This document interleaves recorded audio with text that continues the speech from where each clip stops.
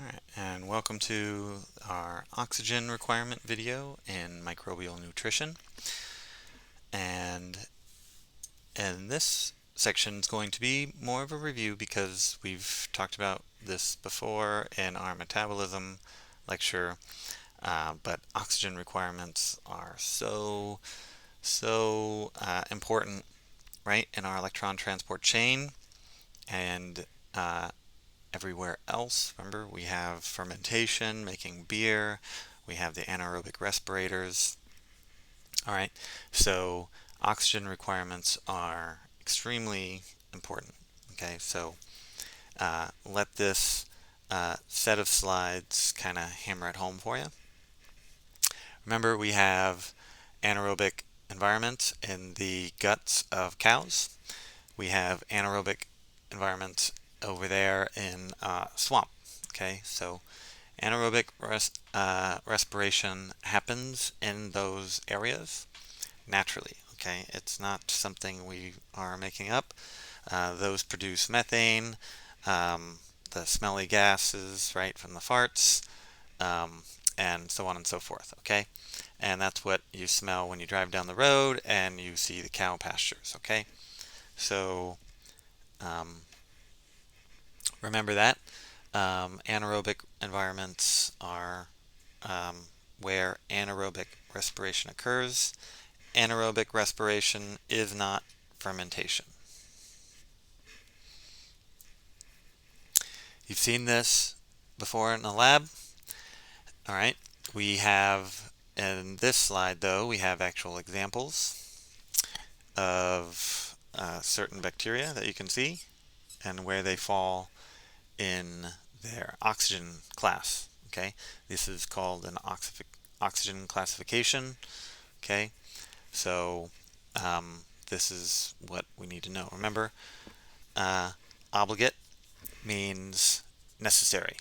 It needs oxygen, okay, in this case, okay, or it needs no oxygen, okay. Aerobe, aero means air. Aerobe means something who likes air. Anaerobe is something who does not like air. Okay. Then we have facultative anaerobes. All right. Facultative anaerobes. What are they? They can be anaerobic when they need to be, but they most prefer their aerobic respiration. Okay.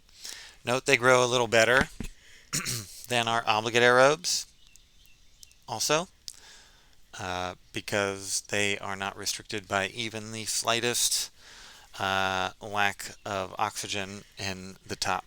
Okay. Aerotolerant aerobes, okay, are tolerant of air, but they prefer no air.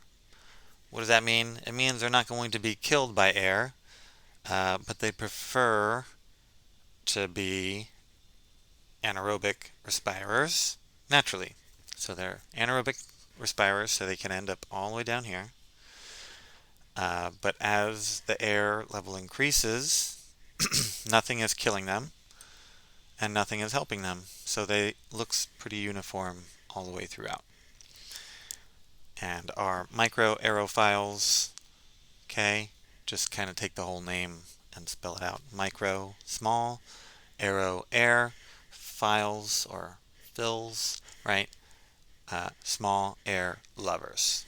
Okay, so if they like a little bit of oxygen, a little bit lower than the environment, a little bit lower than 22%, they're going to be just a little bit below the surface. Okay, so just out of that lesser oxygen range, that high oxygen range. How important is this? Okay, it's pretty important. Okay, because check this out. We got Clostridium perfringens down at the bottom there, who is an obligate anaerobe. And we go to this slide here. I want you to take a moment, pause the lecture or download the lecture, read all this. It tells you about a new retired person, diabetic, let his foot go too long, and it became anaerobic conditions inside of his foot. No oxygen. How do we know that? Well, because some of the tissue started dying, and a dead tissue does not contain oxygen, doesn't have any blood going to it. Prime spots for bacteria, prime spots for C. perfringens to start multiplying and colonizing and dividing, right?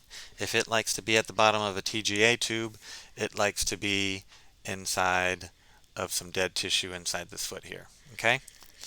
So this person ended up being lucky that his gas gangrene condition,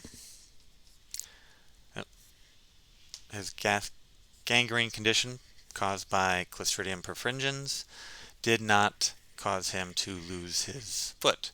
Had it gotten to his bone, it would have needed to be amputated. Instead, he got lucky and just needed it debrided, okay?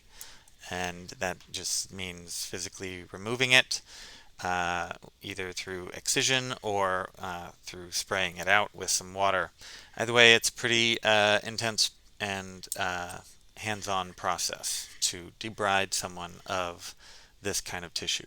You'd be left with a big open wound that would get packed and covered.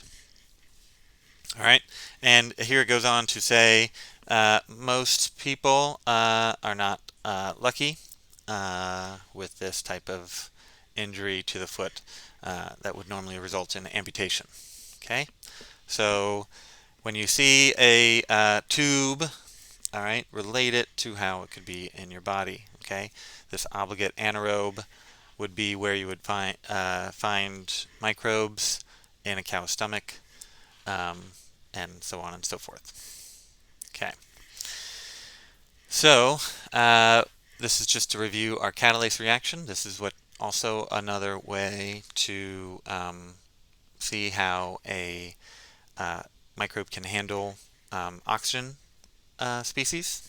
Okay, and another way to look at bacteria is through our blood agar test and our motility test. Again, you've seen these in the lab. This is our SIM test. We can see if they moved in a spike or if they just kind of were where you left them in the spike, okay? And they wouldn't move too far away from the spike if they don't have oxygen requirement either, right? Otherwise, they're going to go to the top. And then over here, meaning alpha and beta, means that they have a need for blood or an extra nutrition requirement for those. Okay, and remember, beta you can read through. Alpha has kind of like a green texture. This picture is kind of hard. All right, so I'll see you in the next lecture where we talk about the pH effects and some other effects on growing microbes.